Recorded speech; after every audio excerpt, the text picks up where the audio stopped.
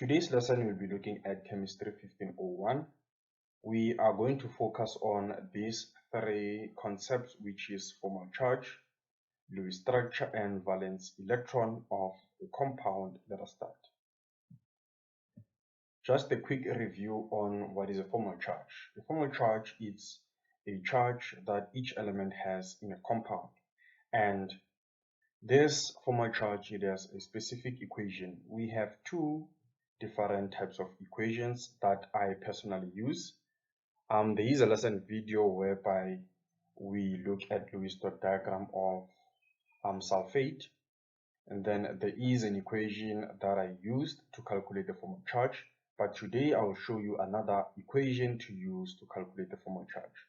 Now, formal charge, it actually assists us on how to draw the most acceptable or the most stable Lewis dot diagram of an element, especially when we look at, not an element, I meant a compound, especially when we look at those ionic compounds. So it's very important to know how to calculate the formal charge. So before we look at our example for today, how to draw a stable Lewis dot diagram, let us quickly review the formal charge. Now, the equation that I want us to use today to calculate formal charge will be this one. Fc stands for formal charge. It's equals to valence electron of an element. So it's very important to know how to determine the valence electron of an element. We use a periodic table. The location of an element determines the valence electron minus the lone pair, or let me say lone electrons, minus half of the bonded electrons. Let's quickly look at an example of how to calculate the formal charge. Let us look at H2O as our example. Now, drawing the Lewis dot diagram, we know that oxygen will have to be the central atom, and then we have our hydrogen atoms here, and then oxygen will have those two lone pairs. Now let us start by calculating the formal charge of this hydrogen. We are going to use this equation. So the formal charge of hydrogen will be equals to the valence electron. We know that hydrogen is from group number 1, so it has only one valence electron, minus, you can see that hydrogen doesn't have any lone pairs, so we have 0, minus half the bonded, it only has only one line. So this one line, remember that it represents two electrons, so we have 2 here. So it's 1 minus 0 minus this 2 multiplied by this half, it will give us negative 2 over 2, which is equals to 1. So you can see that we have 1 minus 1, this is equals to 0. So the formal charge of hydrogen in this case is 0, and then this one, since it is the same as this one, and you can see that it only has a single bond, it means the formal charge will also be the same as this one. Now let us calculate the formal charge of oxygen. So the formal charge of oxygen in this case will be the valence electron. Oxygen is from group number 6 or 16, so it has 6 valence electrons, minus it has how many lone pairs? We have 4 of them. I mean lone electrons, or let me say lone pairs is 2, and then the overall electrons, or let me say the unbonded electrons, we have 4 of them, minus half, and then how many bonds? Remember that I said 2, and then you have another 2 here, which is equals to 4. So in this case, you have 6 minus 4, and then 4 multiplied by this, it will be 4 over 2, which is equals to 2. Then looking at the sum of this, or let me say the difference, it will be equals to 0, because it's 4 minus 2, it's negative 6, 6 minus 6, it's 0. So you can see that the formal charge of oxygen in this case is equals to 0. Now remember that this example is meant to show you how to use this equation to calculate the formal charge. We are going to look at the relationship between the formal charge, the Lewis structure. Now that you understand this concept of formal charge, let us go to our example for today. Let us look at the Lewis dot diagram of thiocyanate ion, which the molecular formula is actually this one. It's an ion that consists of sulfur, nitrogen, and carbon. And we can see the overall charge is -1. So let us look at the most stable Lewis dot diagram of this. We have 3 ways to draw Lewis dot diagram of this. We call them resonance. So the first thing that we need to do, let us calculate the total valence electrons of this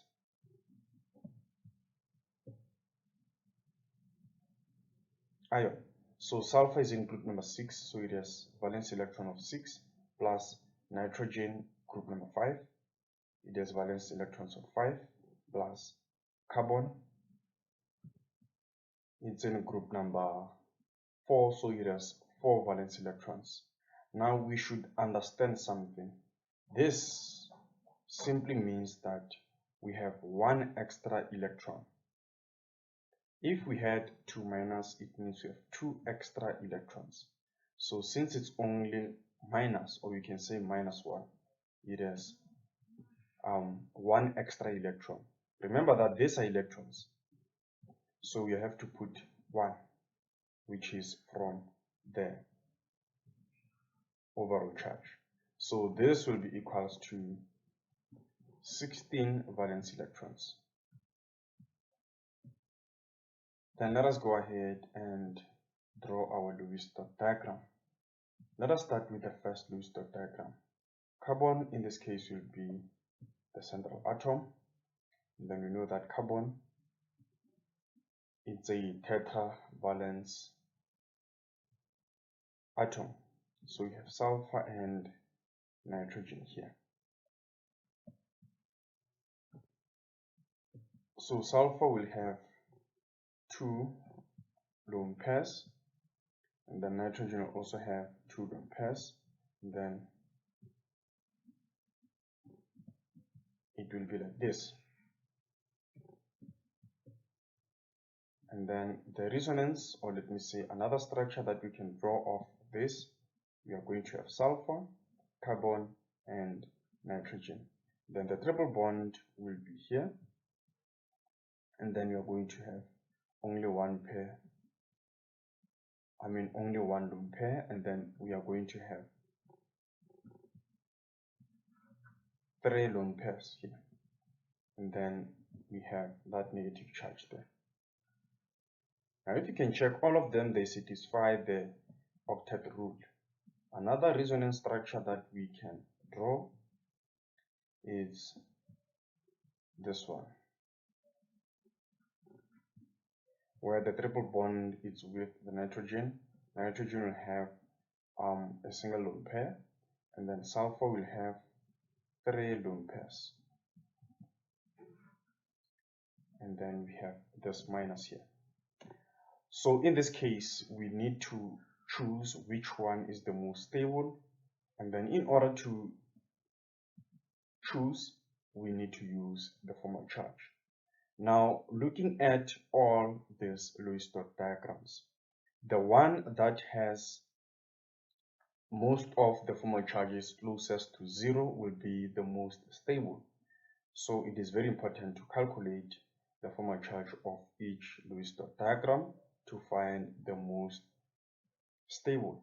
So let us start with the first one. Let us label this as 1, this will be 2, and then this one will be 3. Let's look at our first Lewis dot diagram, we are going to start calculating the formal charge for sulfur, this one here. So the equation, it's Fc, it's equals to valence electrons minus lone pair electrons minus half of the bonded electrons. So we are looking for the formal charge of sulfur, it's equals to the valence electron. Sulfur is in group number 6, so it has 6 valence electrons minus lone pairs. We can see that we have 4 electrons minus bonded. Remember that we have 1, 2, 3, 4, so it's half of multiplied by 4. Now looking at this, you can see that it's 6 minus 4, we are going to get 2, and then that 2 minus half multiplied by 4, half multiplied by 4 is 2, so it's 2 minus 2, we get formal charge of 0. So you can see that the formal charge of sulfur is 0, so let us put that 0 here. It actually looks like a heart, it's supposed to be 0. So let us look at the formal charge of our next element, which is carbon. So for carbon is in group number 4, so valence electrons is 4, minus, doesn't have any lone pairs, minus half, the bonded, it's 1, 2, 3, 4, 5, 6, 7, 8. So you're going to put 8 here. So we can see that doing the calculations, okay, by the way, we have 4 minus 0, it's equals to 4, and then minus 8 multiplied by half, it's actually 4, and then we have 0 here. So the formal charge of carbon is 0. Now let us look at the formal charge of nitrogen. So nitrogen, it's equals to, we know that nitrogen is in group number 5, so it has 5 valence electrons minus lone pairs, we have 4 of them, minus bonded is equals to 4. So let us quickly do the math. 5 minus 4 is equals to 1, minus 4 multiplied by half, it's 2, so it's 1 minus 2, we have formal charge of -1. So the formal charge of this element, or let me say nitrogen, in this Lewis dot diagram, it's -1. So you can see that we have 0, 0, -1. Let us stay put and look at our next Lewis dot diagram to check their formal charges.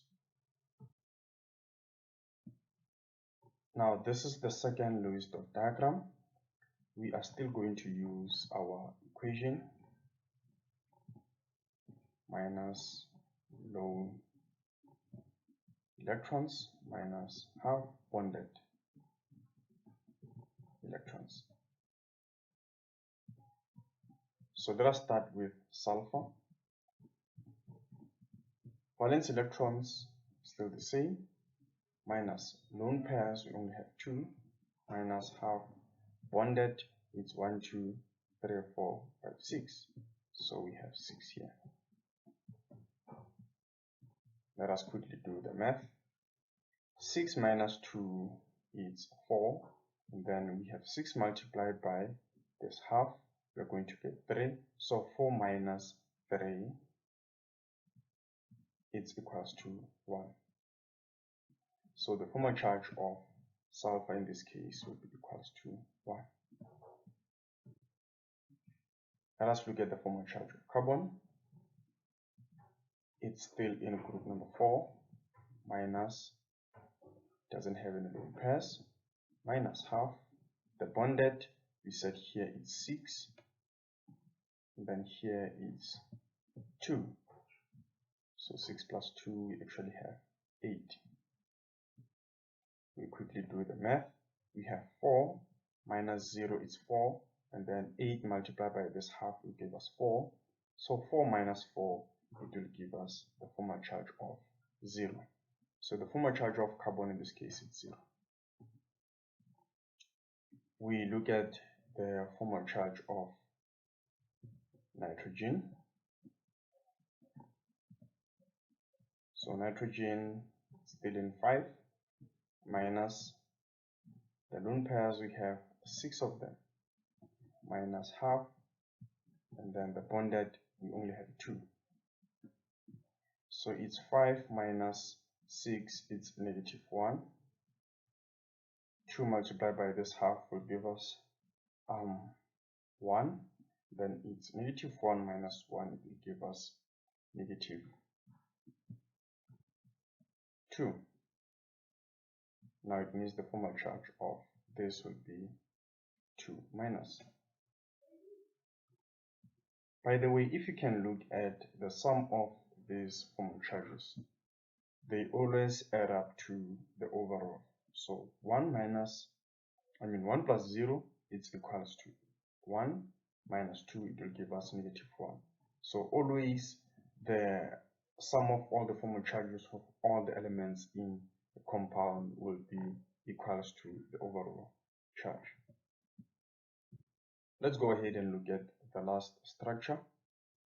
Let's quickly look at the formal charge of elements in our last Lewis-Dot diagram, and then we are going to conclude which one is the most stable. So it's valence electrons minus lone electrons minus half of the bonded electrons. So we start with sulfur, still have 6, minus, you can see that we have 6 valence electrons, lone electrons. Half bonded, we only have these 2 here.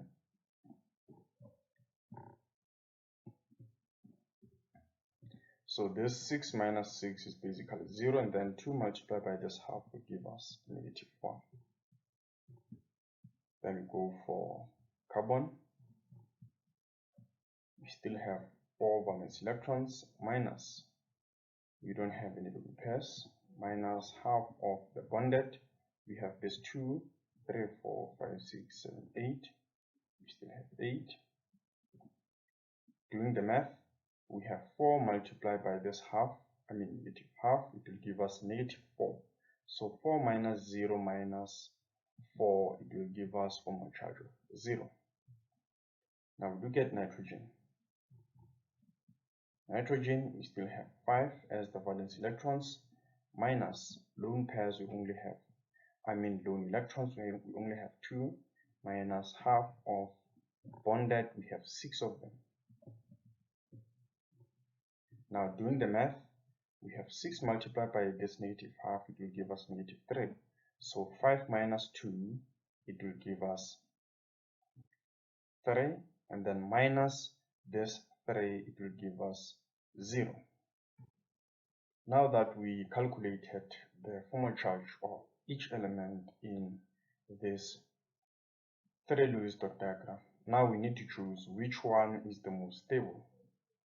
Now looking at, okay, we said this is 1, 2, 3. Looking at Lewis-Dot diagram 2, we can see that these elements, their formal charge are not closest to 0 compared to the other 2. So this one will automatically be out because you can check, we have positive 1 and negative 2 and 0. Then looking at the other 2, which is 1 and 3, we have more of the zeros compared to Lewis-Dot diagram number 2. So in this case, we need to compare these two now, this one and this one. So in this case, we can see that we have 2 zeros and negative 1. 2 zeros and negative 1. So which one is most stable? So now the question is, should sulfur have this negative 1 or nitrogen?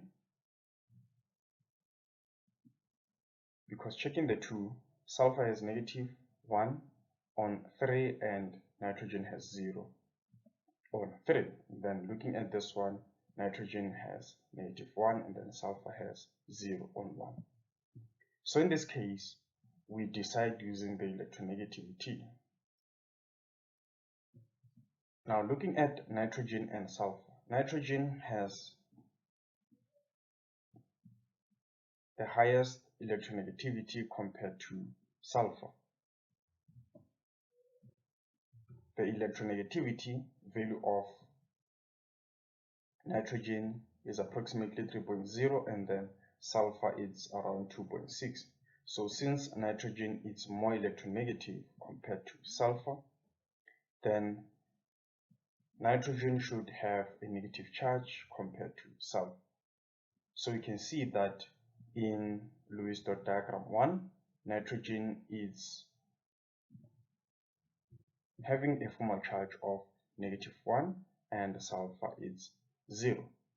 And then looking at 3, sulfur has this -1 and nitrogen has 0. Like I said, the element with the highest electronegativity should have this -1. So the correct Lewis dot diagram for thiocyanate ion is actually this one. This is the Lewis dot diagram of our thiocyanate ion. That's it for this lesson video. This is Bahula SJ. Thank you very much.